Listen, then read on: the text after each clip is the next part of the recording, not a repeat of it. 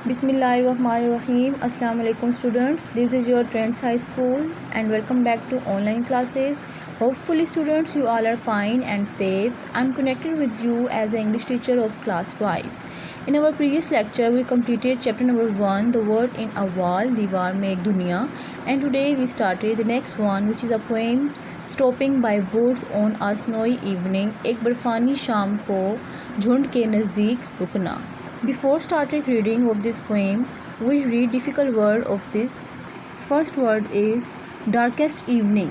गहरी शाम. darkest को बोलते हैं गहरा या तेज़ अंधेरा, इस तरह से गहरी शाम. Downy नरम मुलायम. Flake बर्फ़ का गोला. Harness घोड़े की लगाम. Now start reading. Stopping by woods on a snowy evening, written by Robert Lee Frost. इस पोएम को रॉबर्ट ली फ्रोस्ट ने लिखा है. Whose woods these are, I think I know.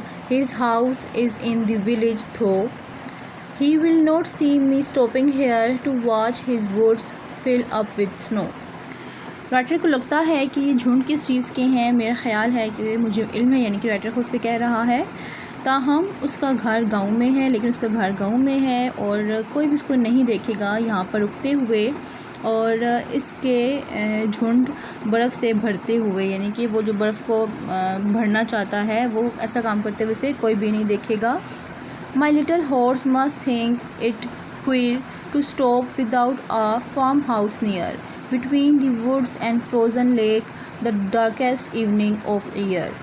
मेरा नन्हा घोड़ा इसे अजीब समझता है, यानी कि इसको स्ट्रेंज लग रहा है किसी फार्म हाउस के नज़दीक ना होते हुए रुकना, यानी कि आसपास कोई फार्म हाउस नहीं है फिर भी वो रुक रहा है.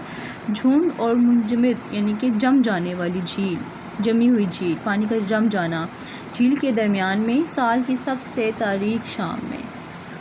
He gives his harness bells a shake to ask if there is some mistake. The only other sounds the sweep of easy wind and downy flake.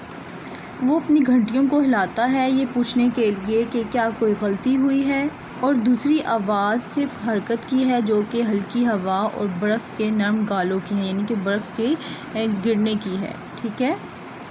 The woods are lovely, dark and deep, but I have promises to keep, and miles to go before I sleep, and miles to go before I sleep.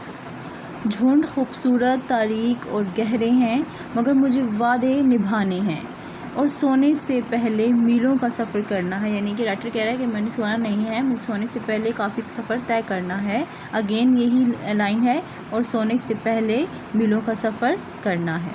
Next B part है आपका working with words. Suffix.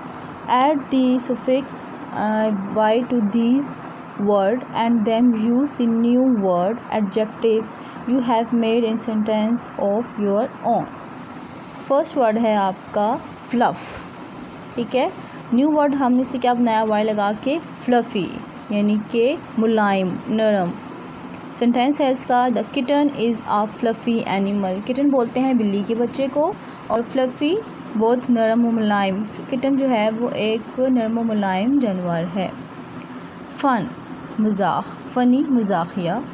Late me tell you a funny story. आओ मैं तुम्हें एक मज़ाक़िया कहानी सुनाता हूँ. ठीक है. लीफ पत्ता, लीफ़ी पत्ते वाले. We sat in the leafy shade of an oak tree. हम बैठे हुए हैं पत्तों के साए के नीचे ओक ट्री के. शुगर चीनी, शुगरी चीनी वाली. I like salty samosas. मुझे नमकीन समोसा पसंद है.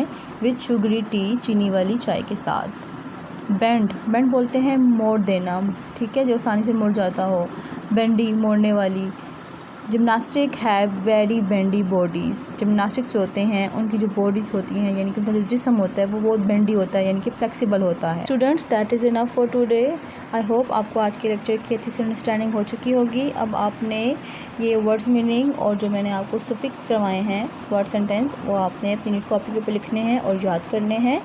Take care of your health. अल्लाह हाफिज़.